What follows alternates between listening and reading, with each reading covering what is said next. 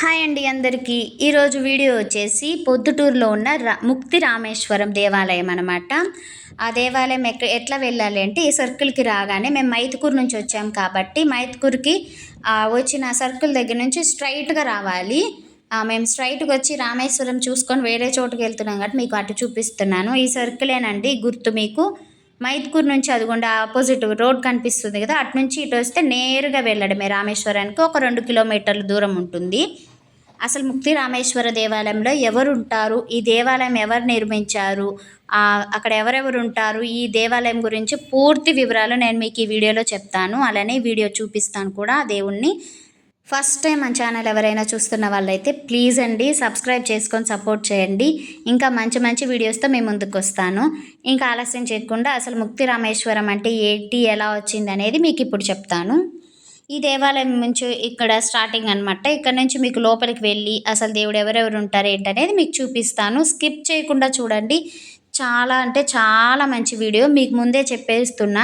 ఇక్కడ శివయ్య ఉంటారు, రాజరాజేశ్వరి దేవి ఉంటుంది. ఇక్కడ శివాలయం అంటే శివలింగానికి ఉన్న ప్రత్యేకత ఏంటంటే స్వయంగా రాముల వారి చేతుల మీదుగా ఇసుకతో చేసిన శివలింగం అన్నమాట. చాలా అంటే చాలా ప్రాముఖ్యత కలిగింది. స్కిప్ చేయకుండా చూస్తారని నేను ముందే మీకు కొంచెం హింట్గా చెప్తున్నాను అనమాట. ఇంకా అసలు హిస్టరీ ఏంటనేది మీకు ఇప్పుడు చెప్తాను. నేను అక్కడ తెలుసుకున్నదైతే మీకు చెప్తానమాట. ఈ ముక్తి రామేశ్వరం అనేది పెన్నా నదికి పిలువబడే పినాకిని నది ఒడ్డున ఉంటుందంట. అయితే శ్రీరాముల వారు సంహరించింది రావణుడిని మనకు తెలుసు కదండి. అయితే ఈ రావణుడు ఎవరంటే స్వయంగా బ్రహ్మకి మనవడు అనమాట. అందుకనే ఆయన బ్రాహ్మణుడు అని అంటారు. అయితే రావణుని చంపిన తర్వాత రాముల వారికి ఒక పిల్లి రూపంలో అంటే పాపం వెంటాడుతున్నట్టు ఆ పిల్లి రూపంలో ఆయన వెంటాడుతూ ఉండిందంట. అయితే దానికి విముక్తుడు కావాలని చెప్పేసి శ్రీరాముడు అరణ్యంలో శివలింగాన్ని ప్రతిష్ఠించి పూజ చేయాలని అనుకుంటాడు. అయితే పినాకిని నదీ తీరముగా ఉండే ఈ ప్రాంతాన్ని ఒక మంచి ప్లేస్గా చూసుకొని ఈయన ఇక్కడే పూజ చేయాలి, ఇక్కడే శివలింగాన్ని పెట్టాలని అనుకుంటారు. అనుకున్న తర్వాత ఒకరోజు మంచి ముహూర్తం చూసుకొని, అంటే అయోధ్యకు వెళ్ళే టైంలో అన్నమాట ఇదంతా జరిగింది. ఆ రోజు సూర్యాస్తమయం అయిపోతుంది, ఇంకా వెళ్ళడం మంచిది కాదని చెప్పేసి అక్కడే ఉంటారు. అక్కడే ఉండి అక్కడ పూజ చేయాలి అనుకొని ఇది మంచి ప్లేసే అని చెప్పి నిర్ణయించుకొని ఆ నది ఒడ్డున ఈ పూజ చేయడానికి స్టార్ట్ చేస్తారు. అయితే శివుని పూజ చేయాలంటే శివలింగం కంపల్సరీ ఉండాలి కాబట్టి స్వాముల వారు ఎలా చేయాలి ఏంటని ఆలోచించి ఆ రాత్రే హనుమంతునికి ఆదేశిస్తారనమాట. అంటే నువ్వు కాశీకి వెళ్ళి శివలింగాన్ని తీసుకురావాలి, సూర్యోదయంకి అయ్యేలోపే నువ్వు ముందే తీసుకురావాలని చెప్తారు. అలా చెప్పగానే హనుమంతుల వారు అలాగే అని చెప్పేసి ఆయన కాశీకి వెళ్ళారనమాట. ఆయన కాశీ నుంచి తిరిగి రావడం కాస్త లేట్ అవ్వడంతో రాముల వారు ఇంకా లేట్ అయిపోతుందని చెప్పేసి, అంటే పొద్దు రాకముందే పూజ చేసేయాలి అని చెప్పేసి స్వామివారు ఇంకా హనుమంతుడు రాలేదని చెప్పి ఆ నది ఒడ్డున ఉన్న ఇసుకతోని శివలింగాన్ని చేశారనమాట. ఆ శివలింగాన్ని సైకత లింగం అని కూడా అంటారు. ఆ శివలింగాన్ని చేసి అక్కడ నది నీళ్ళతోటి శివలింగానికి అభిషేకం కూడా చేసి పూజ చేసేస్తారు. ఆ పూజ అయిపోయిన తర్వాత హనుమంతుల వారు శివలింగాన్ని తీసుకొని రావడం జరుగుతుంది. ఆ తీసుకొచ్చిన శివలింగాన్ని ఆయన పూజ చేసేసిది చూసి హనుమంతుల వారు కొంచెం చింతిస్తారనమాట. అంటే నేను టయానికి తీసుకురాలేకపోయాను, నా స్వామి పూజ చేసుకోవడానికి నేను ఏం చేయలేకపోయాను అని చెప్పి చాలా బాధపడుతూ ఉంటారు. అయితే ఆ హనుమంతుని బాధ రాముల వారు చూడలేక ఆయన తెచ్చిన శివలింగాన్ని కూడా ఆయన చేసిన సైకత లింగం అదేనండి, ఇసుకతో లింగం చేశారు కదా, ఆ లింగానికి ఎదురుగానే హనుమంతుల వారు తెచ్చిన శివలింగాన్ని కూడా ప్రతిష్ఠించారనమాట. అది అక్కడ జరిగింది. అందుకే మీకు రాముల వారు పెట్టిన శివలింగము అలానే ఎదురుగుండే హనుమంతుల వారు పెట్టిన శివలింగం కూడా నేను ఈ వీడియోలో చూపిస్తాను. దయచేసి స్కిప్ చేయకుండా చూడండి. అయితే ఇక్కడ శివలింగాలన్నీ ప్రతిష్టలు చేసి ఇక్కడ పూజలు చేసిన తర్వాత పిల్లి రూపంలో వెంటాడుతుంది అని చెప్పాను కదండి. ఆ పిల్లి పెన్నా నది ఒడ్డు దాకా నడిచి అదృశ్యమైపోయిందంట. అంతటితోటే ఆయనకుండే పాపాన్ని మొత్తం పోయింది అని చెప్పేసి ఆయన అనుకుంటారు. అయితే పిల్లి పాదాలు గుర్తులు కూడా అక్కడ ఉన్నాయని అంటుంటారు. మనం చూడలేదు, నేను చూపించలేకపోయాను. పిల్లి నదిలో దిగిన చోటుని పిల్లి గుండం అంటారంట. అయితే రామలింగేశ్వర స్వామికి ప్రక్కన రాజరాజేశ్వరి దేవి అలానే శ్రీచక్రం కూడా ప్రతిష్ఠించారంట. ఆలయం ప్రాంగణంలో విఘ్నేశ్వరుడు, వీరభద్రుడు, సుబ్రహ్మణ్యేశ్వర స్వామి ఉంటారు. ఇప్పుడు మీకు నేను చూపించేది కూడా వాళ్ళేనండి. ముందు మీకు కనిపించేది వీరభద్రుడు అనమాట. పక్కన ఇంకా ఏమేమి ఉన్నాయో కూడా చూపిస్తాను నేను మీకు. ఇవి విగ్రహాలు మాత్రమే చాలా పురాతనమైనవి. ఈ ఆలయాలు నిర్మించింది మాత్రం 2012 ఎప్పుడో నిర్మించారంట. ఇక్కడ చూసారా విభూది, ఇక్కడ కుంకుమ అవన్నీ ఉన్నాయి. అయితే చైత్ర మాసంలో పౌర్ణమి నుండి 10 రోజులు బ్రహ్మోత్సవాలు జరుగుతూ ఉంటాయంట. కార్తీక సోమవారాల్లో అయితే భక్తులు చాలామంది వస్తూ ఉంటారని చెప్పారు. ఈ ఆలయానికి పక్కన వెనక 2 మునుల ఆలయాలు కూడా ఉన్నాయంట. స్థల పురాణాల ప్రకారం శ్రీరాముడు శివలింగాన్ని పొద్దు పొడవక ముందే తయారు చేసి ప్రతిష్ఠించారు. అందుకే ఈ ఊరిని ప్రొద్దుటూరు అంటారనమాట. ఈ క్షేత్ర ప్రతిష్ఠలో రాముడు బ్రహ్మహత్య పాతకం నుండి విముక్తిని పొందాడు కాబట్టి ఈ గుడిని మనం ముక్తి రామేశ్వరం అని కూడా అంటాము. శాసనాల ప్రకారం శ్రీకృష్ణదేవరాయలు ఈ దేవాలయానికి 5 అంతస్తుల గోపురాన్ని నిర్మించారంట. అయితే గోపురం చుట్టూరా చెక్కిన అనేక మంది దేవతల అందమైన విగ్రహాలు ఆనాటి శిల్పాల పనితత్వాన్ని, సామర్థ్యాన్ని చెప్పకనే చెబుతుంటాయి. ఈ క్షేత్ర దైవం లింగ రూపంలో ఉండే శ్రీరామలింగేశ్వరుడు అనమాట. ఈ శివలింగాన్ని ప్రతిష్ఠించింది శ్రీరాములు వారు. అందుకే దీనిని రామేశ్వరం అని కూడా అంటారు. 56 అడుగుల ఎత్తుండే ఈ లింగం మీద శ్రీరాముడి వేలు ముద్రలు కూడా ఇప్పటికీ ఉన్నాయన్నమాట. మీకు నేను దగ్గర నుంచి చూపించలేకపోయినా, వాళ్ళు వీడియో తీయొద్దు అని చెప్పేసి ముందే చెప్పేశారు. ఇక్కడికి కొన్ని అడుగుల దూరంలోనే శ్రీ హనుమంతు లింగేశ్వర క్షేత్రం కూడా, ఇందాక చెప్పాను కదా ఆపోజిట్లో పెట్టారు అనేసి. హనుమంతుడు కాశీ నుంచి తీసుకొచ్చిన శివలింగాన్ని అక్కడ ప్రతిష్ఠించారు రాముల వారు. అయితే ఈ రామలింగేశ్వర ఆలయం పక్కనే శ్రీ రాజరాజేశ్వరి ఆలయం కూడా ఉంది. ఇక్కడ ఆది శంకరాచార్యులు పూజించిన శ్రీచక్ర యంత్రం కూడా ఉందన్నమాట. ఈ చక్ర ప్రభావం వల్లే పట్టణం చాలా బాగా అభివృద్ధి చెందిందని అక్కడ వాళ్ళందరూ నమ్ముతూ ఉంటారు. అయితే ఇక్కడ ఉండే శ్రీచక్ర యంత్రాన్ని పూజించిన వాళ్ళకి కోరిన కోరికలు, జీవితంలో సుఖశాంతులు కలుగుతాయని ఒక నమ్మకం. ఈ ఆలయం చుట్టూ రక్షణ కోసం నిర్మించిన తలుపులతో బలమైన గోడలు ఉన్నాయన్నమాట. అయితే ఈ ఆలయ గోపురాన్ని శ్రీకృష్ణదేవరాయలు నిర్మించాడని చెప్తూ ఉంటారు. ఇక్కడ కుమారస్వామి, దుర్గాదేవి, నాట్య గణపతి, శివపార్వతులు, గరుడ వాహనం మీదుండే విష్ణువు, కాళీయమర్దనం చేసే శ్రీకృష్ణుడు మొదలైన విగ్రహాలు ఉంటాయని చెప్తుంటారు. ఈ పొద్దుటూరు అనేది పొద్దు మరియు తూరు అనే 2 పదాల నుంచి వచ్చిందనమాట. తెలుగులో ప్రొద్దు అంటే సూర్యోదయం తర్వాత సమయము, అలానే తూరు అంటే గ్రామం అని అర్థం. అందుకే ప్రొద్దుటూరు అంటారు. అయితే ముక్తి రామేశ్వరం పొద్దుటూరు ఆలయం మీకు ఇవన్నీ చూపించాను. అయితే గోడలు చూపిస్తున్నాను చూడండి. ఈ గోడలు చాలా పురాతనమైనవి, 16వ శతాబ్దంలో ఉండే గోడలు. ఆ గోడలు తప్ప ఇక్కడ కొంచెం అంతా ఈ మధ్య కాలంలో నిర్మించారనమాట. ఆ గోడలు మాత్రం ఏం కదిలించలేదు. మీకు నేను చెప్పాను కదా పిల్లి రూపంలో స్వాముల వారిని పాపం వెంటాడుతుంది అని. అది ఏందో తెలియదు కానీ మేము వెళ్ళినప్పుడు కూడా మాకు ఒక నల్ల పిల్లి అయితే అక్కడ కనిపించిందండి. వెళ్ళిన తర్వాత మాకు గుడిలో ఏంటి ఎందుకు అనుకున్నా కానీ అది మనకు తెలియజేయడానికి ఆ స్వామివారు కనిపించారేమో నాకు తెలీదు. నాకు అక్కడైతే నల్ల పిల్లి కనిపించింది.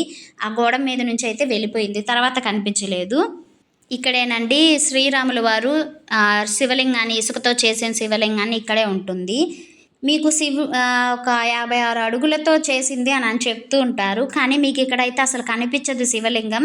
చిన్న బావిలాగా చిన్నది ఉంటుంది. మీకు లోపల చూపిద్దాం అనుకున్నాను కానీ పూజారి గారు అలౌ చేయలేదు. ఇక్కడ మీరు బయట ఎలా ఉంది ఏంటనేది మీకు చూపిస్తూ ఉన్నాను. అక్కడే చూపించాను కదా విఘ్నేశ్వరుడు, అక్కడ అందరూ అక్కడ ఉండే వాళ్ళందరినీ చూపించాను. చూసారా పైన శివలింగము, స్వామివారు పూజ చేస్తున్నట్లు. ఆ శిల్పాలు చూడండి అసలు ఎలా చెక్కారో, అబ్బా చాలా బాగా అనిపించింది.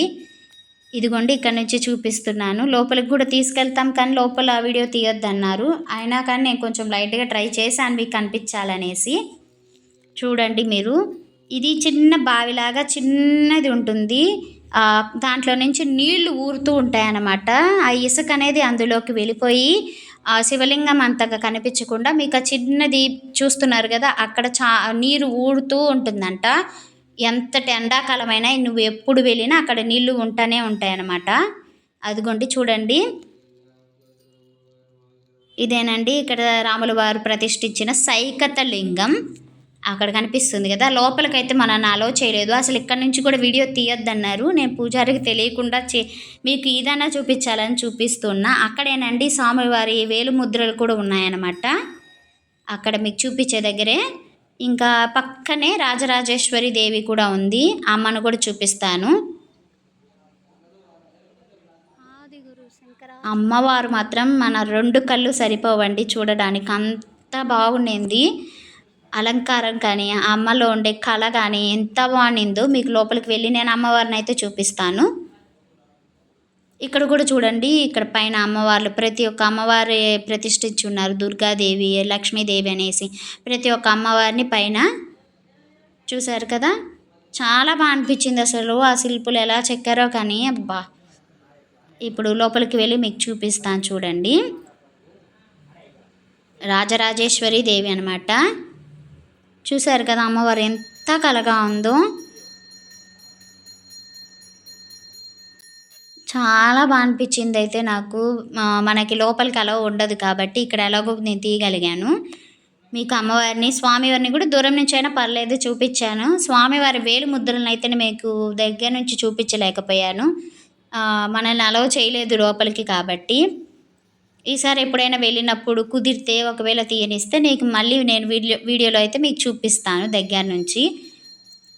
ఇదేనండి మీకు నేను చెప్పిన సైకత లింగం. పక్కన వచ్చేసి అమ్మవారి ప్రతిష్ట. ఇంకా గుడి అంతా ఎలా ఉంటుంది, ఇంకా ఇక్కడ ఎవరెవరు ఉన్నారు ఏంటనేది చూపిస్తాను.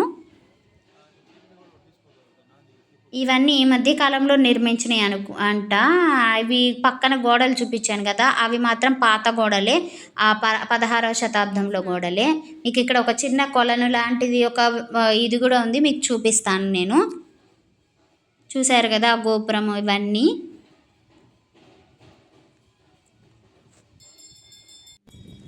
ఇక్కడ వాతావరణం అయితే చాలా అంటే చాలా బాగా అనిపించిందండి నాకైతే. అంటే పాతకాలం నాటి గుడులు కదా, ఏవైనా చూస్తుంటే చాలా ఆనందంగా అనిపిస్తుంది. మీకు ఆ పైన 5 అంతస్తులతో నిర్మించారనేది కూడా మీకు పైకి చూపించాను మీరు గమనించినట్లయితే. ఇదే అనమాట ఇక్కడ నేను చూపించింది మీకు. అలానే ఆంజనేయ స్వామి తెచ్చిన శివలింగాన్ని ప్రతిష్ఠించిన ప్లేస్, ఆ దేవాలయం కూడా నేను చూపిస్తాను. కానీ ముందు ఇక్కడ ఇంకా ఏమేమి ఉన్నాయనేది మీకు నేను చూపిస్తాను. చూశారు కదా ఇక్కడ నాగ ప్రతిష్టలు కూడా, నాగపడగలు కూడా ఉన్నాయి. చాలానే ఉన్నాయండి. ఇక్కడ నాగుల చవితికి కూడా చాలా బాగా పూజలు అయితే జరుగుతూ ఉంటాయి అని చెప్తూ ఉన్నారు. చూశారు కదా నాగపడగలు. ఇప్పుడు కూడా అభిషేకాలు అవన్నీ చేస్తున్నారు మీరు గమనించినట్లయితే. ప్రతి ఒక్క నాగపడుగు దగ్గర చాలా నాగపడుగులు ఉన్నాయి. ఇక్కడ ప్రతి ఒక్క చోట పూజ చేసేసి ఉన్నారనమాట.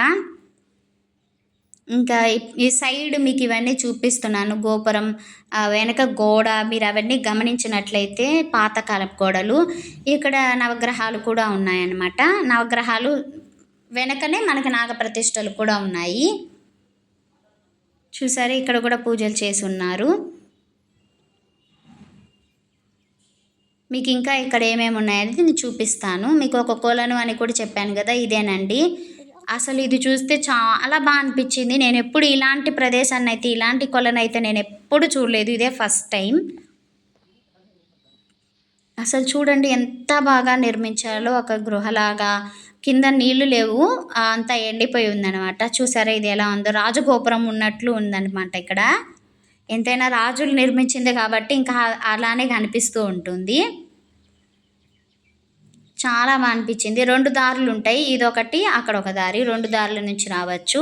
అయితే పైకి వచ్చేసిన తర్వాత ఆ కొలానికి బయట పక్క ఇట్లా విగ్రహాలు ప్రతిష్ఠించి ఉన్నారు చూడండి, చెక్కేసి ఉన్నారు గోడకి. ఇక్కడ శివయ్య చూడండి, అబ్బా అలా అనిపించింది శివలింగం ఇట్లా చూడగానే. ముందు నందీశ్వరులతోటి చాలా బాగా అనిపించింది నాకు. ఇంక ఇట్లా ఉందన్నమాట. ఇక్కడ చెట్ల వాతావరణం కూడా చాలా బాగుండిందండి, బాగా ప్రశాంతంగా అనిపించింది.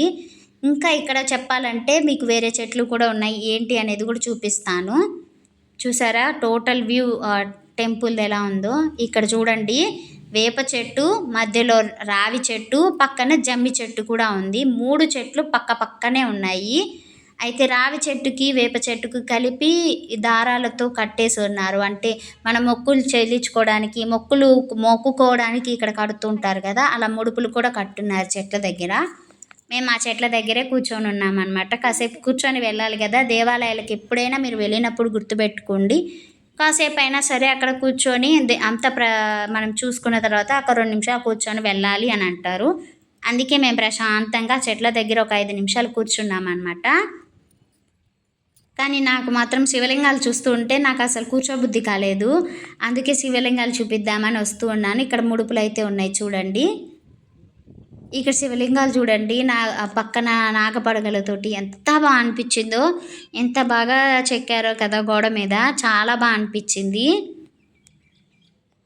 ఇదనమాట రాములు వారు పెట్టిన శివలింగం, సైకత శివలింగం. ఈ దేవాలయాన్ని నిర్మించింది శ్రీకృష్ణ దేవరాయలు వారు. ఆనాటి కాలపు గోడలైతే ఉన్నాయి కానీ ఇంకా లోపల విగ్రహాలు అలానే ఉన్నా పక్కనంతా చెక్కి చేసినంత మాత్రం ఈ మధ్య కాలంలోనే 2012 ఏదో అన్నారండి. ఇదేనండి ఇక్కడ జరిగింది. ఇక్కడ చూపించింది మీకు. ఇక్కడైతే ఒక బోర్డు కనిపిస్తే మీకు చూపిస్తున్నా. జమ్మి చెట్టు దగ్గర మనం మొక్కు చేసుకునేటప్పుడు ఆ మంత్రాన్ని చదువుతూ తిరిగితే మంచిదన్నారు. అదే మీకు చూపిస్తున్నా అనమాట. ఒకసారి టోటల్ వ్యూ చూడండి మీరు కూడా. చాలా ప్రశాంతమైన వాతావరణం. చాలా అనిపించింది. మేమైతే కాసేపు కూర్చొని ఒక 10 to 15 మినిట్స్ కూర్చొని అయితే ఇంకా వెళ్ళిపోతాము. చూసారు కదా చాలా విశాలమైన ప్లేసు. అట్లనే మేము బయటకు వచ్చేసిన తర్వాత మీకు బయట చూపిస్తున్నాను చూడండి. 5 అంతస్తులతో కట్టించారని. పైన 5 అంతస్తులు మీకు కనిపించుంటాయి ఇప్పుడు ఖచ్చితంగా. ఇప్పుడు మన ఆంజనేయ స్వామి తెచ్చిన శివలింగాన్ని కూడా చూపిస్తాను. సైకత లింగానికి ఆపోజిట్లోనే మీకు అక్కడ అడిగినా మీకు చెప్తారండి, కనిపిస్తుంది బయటికి.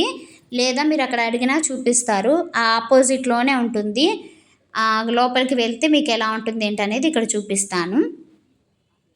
చూసారు కదా ఇక్కడ చాలా అంటే అక్కడ మీకు చూపించే ప్లేస్ అంతా ఇక్కడ ఇది ఎలా ఉంటుంది, ఇక్కడ ఏ దేవుడు ఉన్నారో కూడా చూపిస్తాను. కాశీ హనుమంత్ అని రాస్తున్నారు చూడండి. లింగేశ్వర స్వామి సన్నిధి. లోపలికి మనల్ని అలౌ చేయలేదు, బయట నుంచే చూపిస్తున్నా. చూసారు కదా చాలా పెద్ద శివలింగం అండి.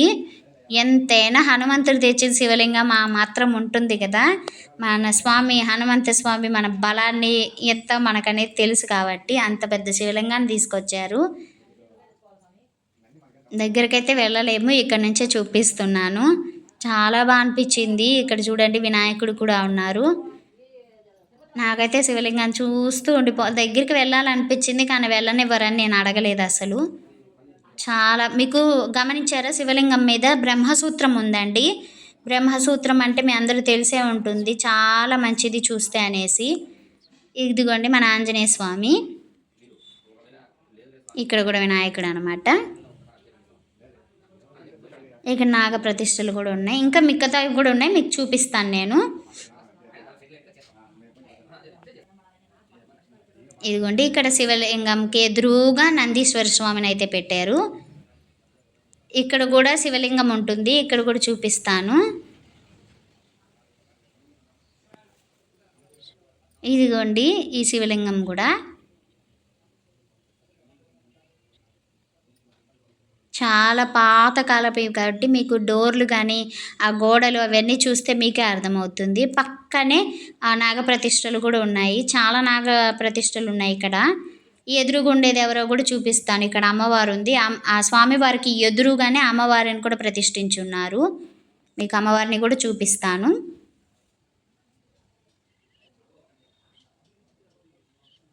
ఇదిగోండి ఆపోజిట్లో మళ్ళీ నాగప్రతిష్టలు ఉన్నాయి. చాలా అంటే చాలా పాతకాలం, చాలా అనిపించింది గుడి చూస్తూ ఉంటే. ఇదిగోండి అమ్మవారికి ఎదురుగా సింహం కూడా పెట్టున్నారు. ఇక్కడ నాగప్రతిష్టలు ఇటు తిరుగున్నాయి, అటు తిరుగున్నాయి, వెనక పక్క ఉన్నాయి, చాలానే ఉన్నాయి. ఇక్కడ నాగుల చవితికి వస్తే చాలా బ్రహ్మాండంగా చేసుకోవచ్చు పూజ అయితే. ఇక్కడ అన్నపూర్ణాదేవి స్వామివారికి ఎదురుగా ఉంటుంది, శివలింగంకి ఎదురుగా అనమాట. అన్నపూర్ణాదేవి ఇందాక చూపించింది రాజరాజేశ్వరి దేవి. ఇక్కడ అమ్మవారు అంటే కాశీలో ఉండే అన్నపూర్ణాదేవి అనమాట. అమ్మవారు కూడా బాగా అనిపించింది. ఇక్కడ చిన్న విగ్రహంగా చాలా ముచ్చటగా అనిపించింది చూస్తూ ఉంటే. ఇక్కడ మళ్ళీ పక్కన ఇంకా నాగపడుగలు ఉన్నాయి చూసారా. అక్కడ నుంచి మళ్ళీ ఇటు వస్తే ఇక్కడ నాగపడుగలే. ఇక్కడ ఏదో విగ్రహం ఉందని ఏదో చూద్దామని వెళ్ళానండి. ఎవరో కాదు మన శివపార్వతులు నందీశ్వరుల మీద ఉన్నారనమాట. అసలు నాకు భలే అనిపించింది. కింద కూడా శివలింగం, ఆ విగ్రహం చూడండి అసలు ఎంత బాగా అనిపించిందో. చాలా విశాలమైన ప్లేసు. చాలామంది వచ్చిన కూర్చోవడానికి పూజలప్పుడు చాలా మంచి ప్లేస్ ఉంది ఇక్కడ. చూడండి నాకైతే శివయ్యని చూస్తూ ఉండిపోయా కాసేపు నేను. ఇక్కడ కూడా కింద చూస్తే నాగప్రతిష్టలు చాలా వెరైటీగా చాలా బాగా అనిపించింది నాకు. ఇదనమాట మన సైకత లింగము, హనుమంతుల వారు తెచ్చిన శివలింగము ఇవన్నీ ఇక్కడ మీకు చూపించాను. మీకు ఇంకో విషయం చెప్పాలి. కాశీ తర్వాత రెండవ కాశీ అని ఈ పొద్దుటూరులో ఉండే ముక్తి రామేశ్వరం అని మాత్రం అంటారనమాట రెండో కాశీగా. ఇదేనండి ఈ వీడియో. మీకు నచ్చితే లైక్ చేయండి, అలానే షేర్ చేయండి మీ ఫ్రెండ్స్కి. ప్లీజ్ అండి, మీరు లైక్ చేస్తే ఇంకా నలుగురికి తెలుస్తుంది, అందుకే లైక్ చేయమంటున్నాను. అలానే సబ్స్క్రైబ్ చేసుకోవడం అసలు మర్చిపోవద్దు. నాకు తెలిసి ఈ వీడియో మీకు నచ్చే ఉంటుంది అనుకుంటున్నాను. ప్లీజ్ అండి, నచ్చితే లైక్ చేయండి, షేర్ చేయండి, కామెంట్లో చెప్పండి మీకు ఎలా అనిపించిందో. ప్లీజ్ సబ్స్క్రైబ్ చేసుకొని సపోర్ట్ చేయండి. Thanks for watching. ఓం రామేశ్వరాయ నమః, శివాయ నమః, శ్రీ ఆంజనేయాయ నమః. Thanks for watching. Bye by.